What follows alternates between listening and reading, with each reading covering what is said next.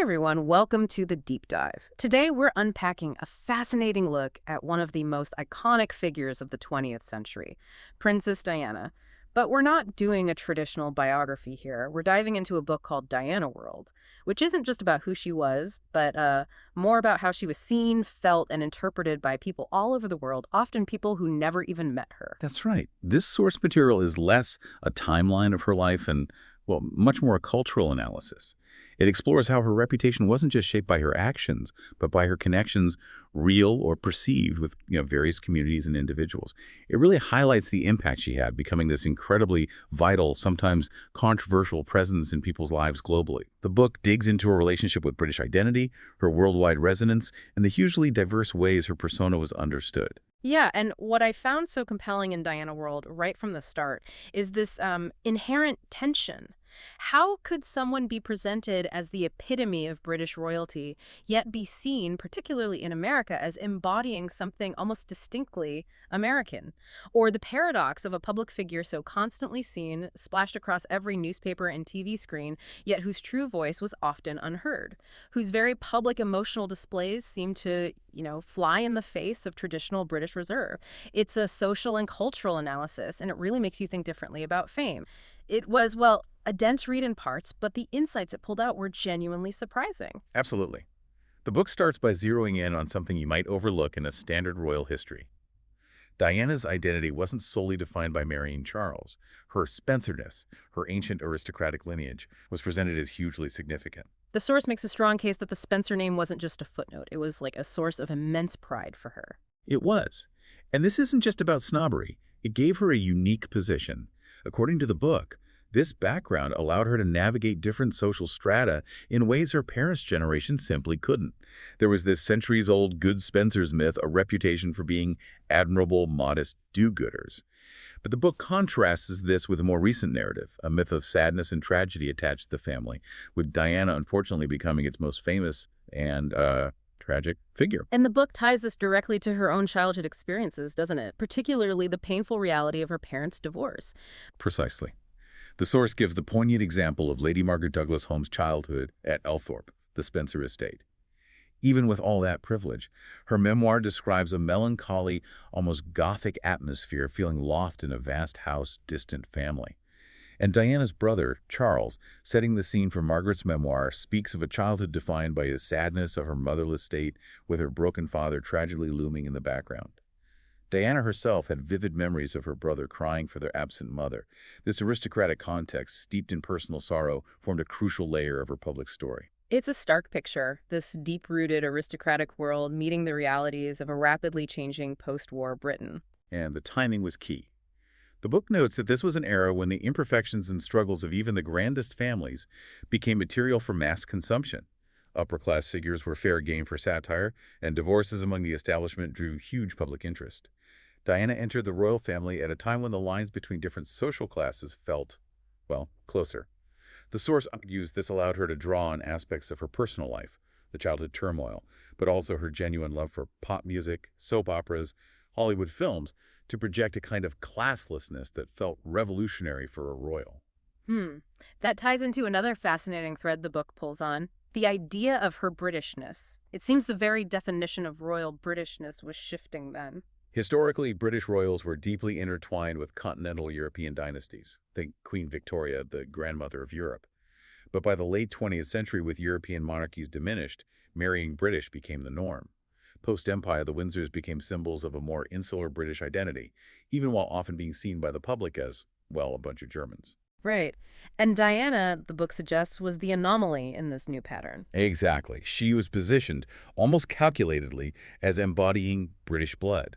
The source even cites this amazing detail. Hugh Montgomery Massingberd from Berg's Peerage, calculating that Prince William would be the most British sovereign since James I because he'd have 58.8% British blood. It's presented as this surprisingly low figure, underscoring the foreign connections of the Windsors, despite both William's parents and 3 grandparents being born and raised in Britain. Wow. It makes you wonder about the criteria for Britishness being used there, doesn't it? What's fascinating here is what this focus on blood and lineage, even in relatively modern times, tells you about how national identity, even in a diverse, forward-looking nation, can still be tied up in these very old, almost tribal notions of heritage and purity. Okay, so moving from her background to how she was presented, the sources really highlight the pivotal role of the media in sculpting Diana's image. The transformation from Lady Di to Princess Diana was heavily curated, with newspapers taking innumerable small liberties, staking their own claim on her public persona. Oh, the tabloids were absolutely central to this. Papers like the Sun and Daily Mirror didn't just report on her, they created her as a specific archetype, the posh girl next door who landed the ultimate prize. The book likens her to a Sloane Ranger reboot of Viv Nicholson. This working-class woman who became a tabloid figure after winning the pools. Diana became this unique blend, bridging aristocratic origins with popular accessibility. And because of that, she was just unavoidable. Diana the inescapable. Yeah. Yeah. The book notes that her ubiquity could be a comfort for some, giving their lives a little bit of meaning. But that constant presence also led to compassion fatigue. The source includes a striking anecdote from mass observation. A participant quoting her mother, utterly fed up after Diana's death, railing about the coverage. Bloody cowing, rotten, lousy, stinking, bloody, lousy princess, bloody cowing, sodding Diana's dead, and they've took everything off for the cow. Wow. It captures the sheer intensity of the public reaction across the spectrum. So how did this media image travel internationally? Did her perception shift depending on the country? The source gives some great examples from the European press. Before and after the wedding, French papers apparently fixated on her fashion and diet. Italians, seeing her domestic struggles, viewed her as a kind of suffering royal holy mother. Germans focused on her as a Hausfrau, a homemaker figure. A Hausfrau. That feels, well, almost domestic and traditional, less like the global fashion icon we think of. Right. And the source includes this specific, almost bizarre quote from a German report just before her engagement. It claimed Diana had said her mission was to give Charles sweet babies, and that she knew the latest scientific methods of deciding which sex of baby to have. Seriously? Yeah. It shows how national perspectives can become incredibly specific and sometimes perhaps a little lost in translation. Her personal style was obviously a huge part of her visual presence. And the book points out something surprising. While she's a style icon now, it wasn't a universal consensus during her life. Apparently, she appeared on both best and worst dressed lists. Really? I didn't know that. Yeah. Those who worked with her on her image felt her strength wasn't an inherent interest in clothes, but more an instinct for performance and presentation. They linked it more to her aristocratic upbringing and social background than, say, a natural fashion sense. Her sisters worked at British Vogue, and Felicity Clark there noticed the gawky 14-year-old with lovely eyes early on. But that side-swept haircut, that was a cultural phenomenon, wasn't it? Absolutely. It wasn't invented by her, of course, but once she was constantly in the papers, her shaggy cut was everywhere. The source even mentions a brief, lucrative market for Diana wigs, comparing it to the cultural moment when the Beatles' haircuts were widely copied. It shows the sheer visual power she held. And speaking of copying, the book takes us into the fascinating world of Diana lookalikes. It's a really interesting angle. They tell the story of Christina Hance, a woman whose own transformation from shy girl to princess through a lookalike contest eerily mirrored Diana's public narrative. But the book details the intense, often uncomfortable public reaction. Hance faced the constant staring, Japanese tourists apparently crying when she revealed she wasn't the real Diana, men trying to chat her up solely because she looked like her. It understandably made Hance quite cynical about people's motives. The film Diana and Me even depicted London as this kind of Dianaopolis full of these physical copies of her. Yes. The movie explores this universe where Diana is everywhere, or at least versions of her are. The book notes the film puts her in a kind of trinity. The many lookalikes, the bit of her supposedly in all of us, and the distant, true Diana. It prompts a question for you, really. What is this intense desire to physically embody her, to look like her, reveal about the nature and depth of her impact on people's lives? Okay, shifting now to a more complex and perhaps more sensitive aspect the sources cover. Her struggles with mental health. Bulimia, self-harm, depression revealed in the Andrew Morton book. Those revelations were seismic at the time, absolutely huge. The book highlights how Diana herself linked the onset of her bulimia directly to becoming a princess, citing Prince Charles's comment about her being a bit chubby here just a week after they got engaged. Her therapist, Dr. Susie Orbach, author of Fat as a Feminist Issue, provided cultural context for these struggles, helping to frame them outside of mere personal failure at a time when they were highly stigmatized. But even speaking about it brought criticism, according to the source. It did. Even after her famous 1995 interview where she spoke so candidly, she faced backlash. Prominent figures like psychiatrist Dr. Sidney Crown and advice columnist Claire Rayner accused her of glamorizing bulimia. The book lays out some really conflicting perspectives on her mental state, though. It does, quite sharply. People close to her, like her private secretary Patrick Jeffson, strongly defended her sanity. He argued that, considering the life she lived, she wasn't just sane, she had a kind of ability to restore sanity to crazy situations. Yet, figures in the public and establishment realms reportedly used terms like "dotty-die" or spoke of her being in advanced stages of paranoia. The source mentions the controversial, ultimately canceled Channel 4 documentary Psychoanalyzing Diana, which tried to diagnose her using a lookalike. Using a lookalike, wow. Yeah, bizarrely suggesting her relationships echoed her bulimia, consumption and regurgitation, and that she married Charles because he shared her brother's name. It just underscores the wild speculation and judgment she faced. But for others, that vulnerability was precisely what connected them to her. The source mentions Rosie Boycott's memoir, where she shared her own similar struggles. Boycott felt that her frankness created a strong connection with many women who saw themselves in her story and felt less alone. Diana's own public acknowledgement of her difficulties seemed to resonate in a similar way for some people. And that connection with ordinary people felt almost tangible, didn't it? The source describes it as a kind of royal touch. It draws on the historical idea of the royal touch.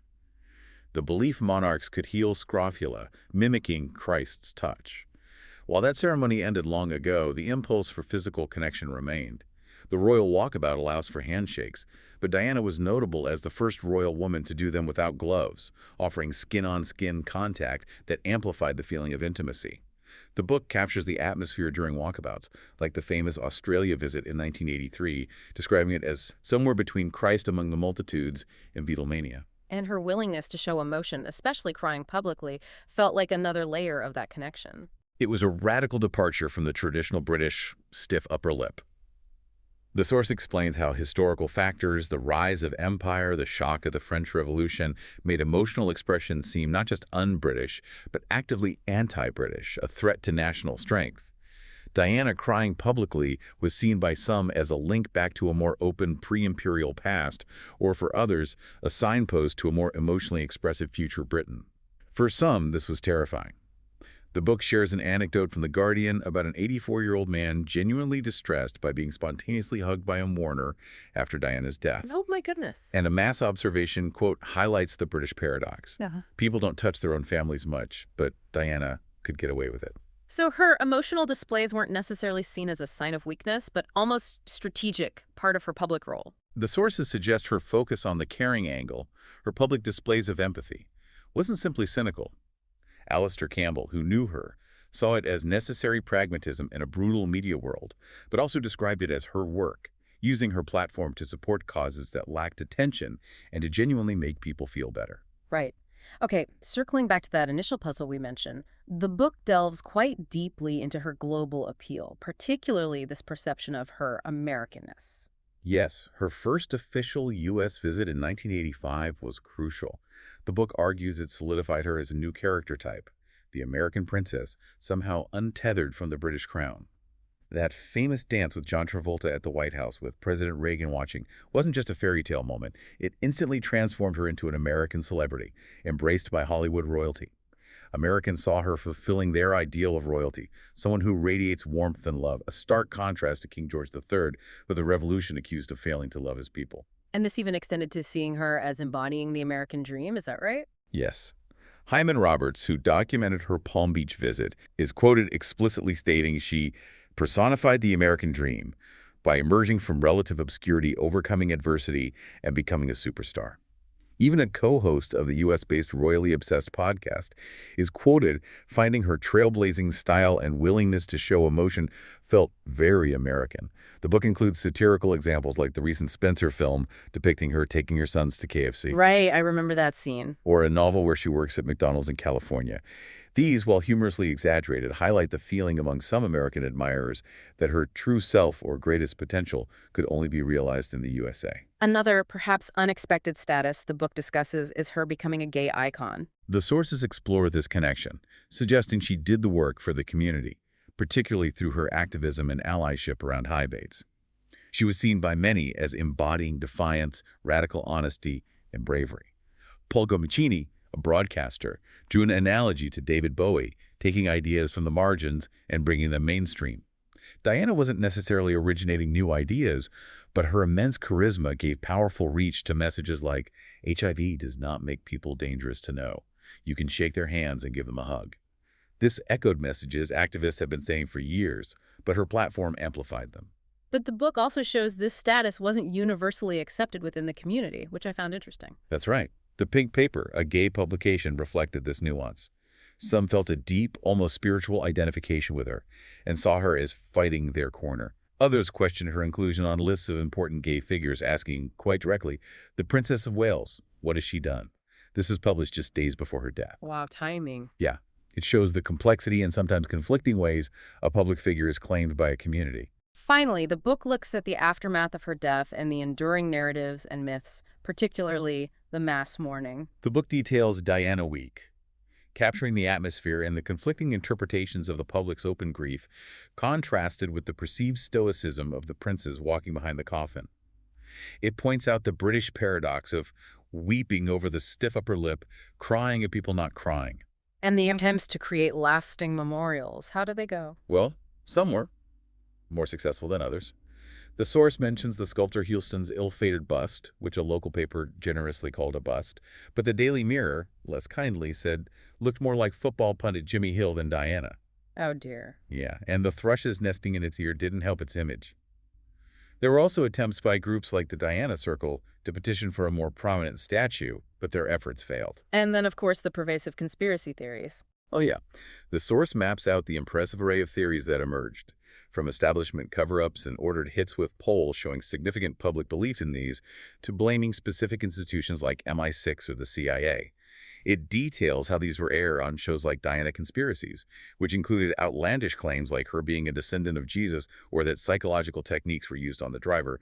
It notes how some interpreted Prince Harry not crying at the funeral as proof the death was faked, while others saw it as admirable stoicism. So, completely opposite takes. And these theories famously became central to Mohammed al-Fayed's campaign, didn't they? Yes, his very public campaign blamed Prince Philip for ordering the deaths and culminated in an inquest. Al-Fayed framed his fight as fulfilling a promise to Diana and speaking for the ordinary people, effectively adopting Diana's own populist rhetoric. He even commissioned a sculpture, Innocent Victims, depicting Diana and Dodi as murdered angelic figures. The book suggests this cemented her reputation as a kind of Robin Hood figure in the public imagination. The persistence of these theories is linked back to a deep-seated feeling among many that the truth was deliberately hidden by the establishment. So, summing up this deep dive into Dianaworld, the sources reveal that Diana wasn't just a simple fairy tale figure. Not at all.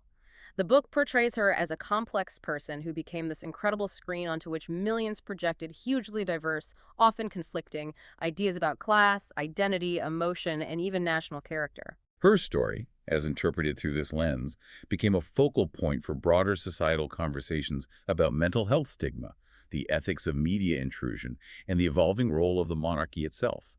She was interpreted and claimed by so many different groups, from those invested in aristocratic tradition to those seeing an American dream, and even those in the LGBTQ+ community who found an icon and ally. And looking at these different perspectives presented in the source material is incredibly valuable because it shows how Diana's image wasn't just created by her, but was actively shaped by the Dianaworld community, those ordinary people who felt such a strong and often deeply personal connection to her. Yeah, I found Dianaworld to be a really thought-provoking read, offering perspectives I hadn't encountered before in typical biographies. It's more academic in tone than some popular books, sure, but the unique angle it takes on her cultural impact is genuinely insightful. It's a book about how celebrity works, really, using Diana as the ultimate case study. I'd give it 4 out of 5 stars for its unique approach and depth. Absolutely. It really shifts your focus from the person to the phenomenon, which leaves you with this to consider. If Diana's public life revealed the often contradictory desires and expectations people have for their public figures, wanting someone relatable yet extraordinary, vulnerable yet strong, traditional yet modern, well, What does that ongoing dynamic tell you about the nature of fame and our connection to public figures in the modern world? Thanks for joining us for this deep dive. Thank you. If you enjoyed this deep dive, please remember to like and subscribe. You can find the book we discussed, Dianaworld, via the Amazon link in the description below. We love hearing from you, so let us know in the comments what your favorite moment from this discussion was, or what you found most surprising about Diana's Dianaworld, and please share this episode with anyone you think would find it interesting. We'll see you next time for another deep dive.